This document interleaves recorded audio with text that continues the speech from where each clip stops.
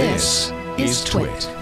Okay, so I've been playing around with the Sony Xperia XZ2 or XZ2 Premium. I have to keep saying that because so many people would say it that way, and I think in many parts of the world where Sony is predominant, you know what I mean? Which AKA not really in the US compared to a lot of other places. XZ is what you would say. So Sony Xperia XZ2 Premium. This, and you know, there's just not a whole lot of buzz that I'm catching on this, and maybe it's because I'm locked into the US channels or whatever, but not hearing a lot of people. But it does have some really interesting things, so I'm going to run through this here real quick and let you know what I think after, I don't know, about 2.5, 3 weeks of using this device. 5.8-inch 4K HDR display at 765 pixels per inch. So literally, this display is full 4K if you're watching 4K content, and it does the HDR representation. They say it upscales up to 4K on content that is not. It's upscaling, so take from that what you will. But I will say I watched some pretty marvelous stuff in 4K on this thing, and it really does look like, you know, a tiny little window that you're looking through. It's pretty spectacular. Snapdragon 845, 6 gigs of RAM, 64 gigs of storage, a 12 megapixel monochrome and 19 megapixel color sensor on the back. This is the first Sony phone that has the dual cameras on the back. You notice down there also the fingerprint sensor. One complaint that I have is that this is all super like low profile, the whole thing, and so when you're holding the phone, you're trying to find that fingerprint sensor. It's really hard. Like the fingerprint sensor is close enough. There's no like ridge or anything, so you don't know. And even after like 3 weeks of unlocking my phone with a fingerprint sensor, I still was smudging the camera like crazy. Anytime I wanted to take a picture, I'd have to, like, you know, bring my shirt up and wipe off the camera because everything was all hazy and whatever. So design wise, that's not my favorite thing in the world. 3540 milliamp hour battery. There is no Courage port. You have the USB-C on the bottom. Hardware wise, you do have a hardware camera button, so a shutter button on the side, and you know, I can hold that down and launch right into the camera and take pictures. Right now it's in video mode, so apparently I'm taking videos. So, I mean, design-wise, you can see, right? Like, it's super curvy, very fingerprinty, but you kind of gotten used to this with a full glass body design. But one thing that I do not like, I feel like this is a lesson we see learned time and time again. All glass devices, if done not right, means that you can't really set them down anywhere lest ye scratch your phone. And so, I mean, within days, I had these little scratches here because I don't want to set it down on the display because that's going to scratch my display. So I set it down this way. And I mean, I'm talking like in 2 days, I had this huge gouge in the back. I don't know if you can see it right there, but anyways, there's like a little scratch, a couple of scratches right there. And because it's curved, the only surface that touches is that kind of curvy area. So it's really slippery on a table. If the table's not, you know, perfectly level, you just have to be really careful. I'm Butterfingers when it comes to phones. I drop phones all the time. It's become a running joke. I made it all the way until yesterday when finally this damn thing slid out from under me. And thankfully it landed on the corner and all I got was a tiny little scuff there because I was worried. I was like, seriously, I'm going to review this on tomorrow's show and things going to be cracked all the hell. Murphy's Law. Yeah, exactly. But I mean, aside from that, like, it is really pretty. It's a little significant and chunky, like it's a little wide, but you have that large battery in there, so not a big deal. One thing I thought was interesting is the SD card slot. You don't need a tool for. It's just a little pull-out thing. It has this like little lip. And now it's going to power down because it thinks I'm putting in a SIM, which is also in that slot. That's okay.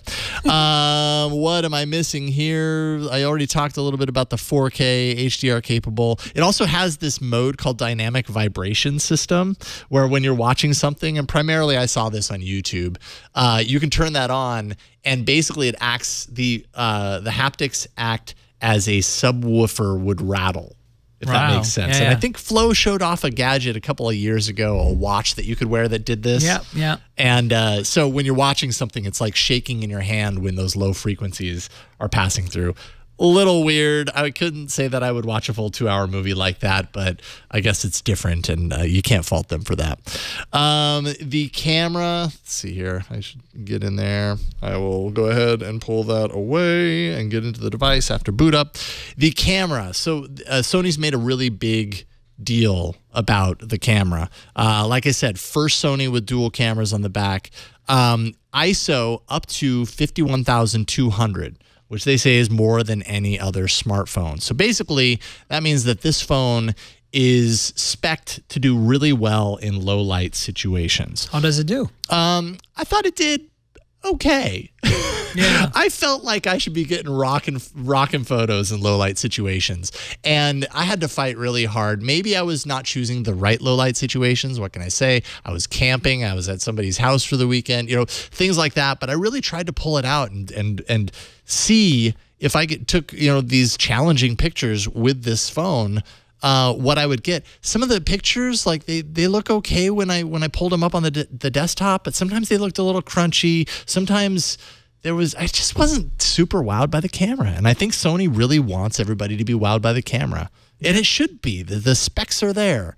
I don't know, and it was a little slow. I don't know what to think. I have this theory that Sony phones don't have technically good cameras, but they don't execute and perform as well as you'd want. Yeah. Because they have a camera business.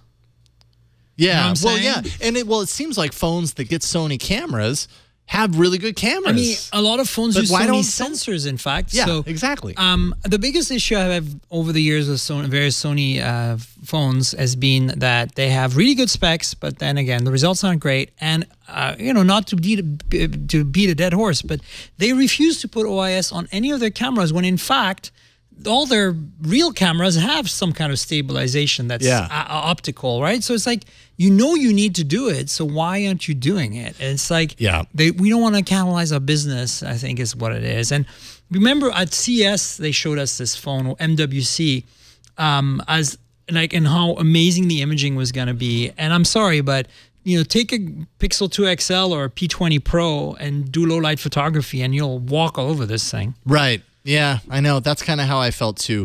So that's the camera. I was pretty disappointed with the camera. At the same time, I kind of have to wonder if I'm just not putting it in the right.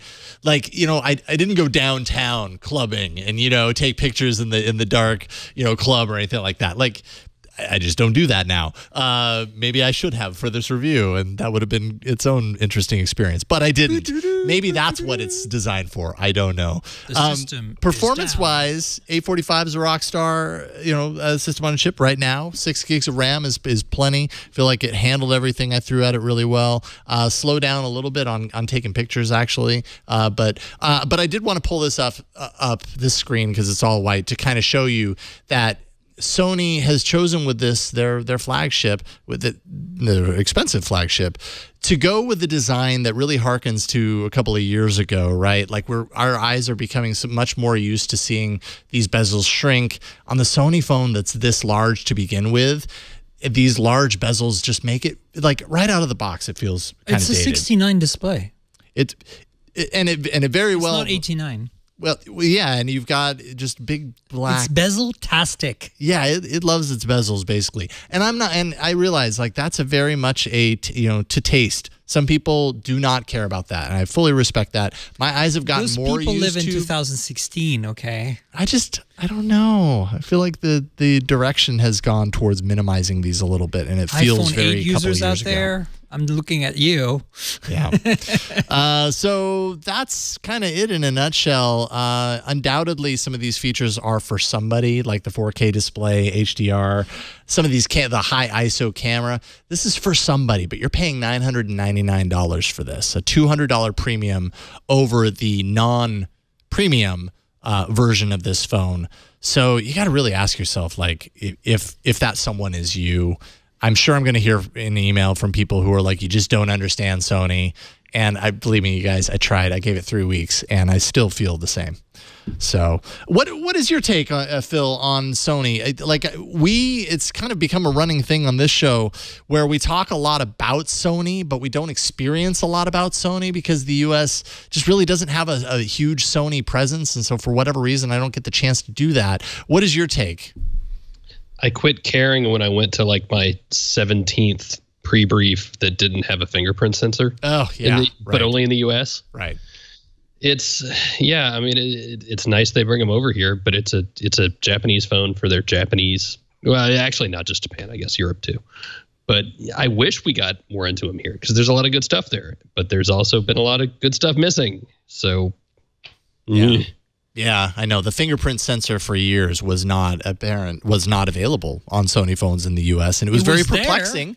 Yeah, it was there on their the phones outside of the U.S. Yeah, it's like it's on the edges, like the Z3 has it on the edge like that. Well, yeah, fingerprint sensor is by no means a proprietary security solution. It's on almost all phones. I realize that's kind of changing a little bit with Face ID and whatever, but it's been around for a while, so it's really strange that Sony wasn't able to make it work. And I think that just in the end, that's one example of how Sony's reputation in the U.S. has kind of tarnished itself. And they never had a presence with the carriers, so nobody even knows they make phones here, really. Well, that's another big issue, yeah. But there are Sony fans, and I guarantee you I'm gonna hear from them.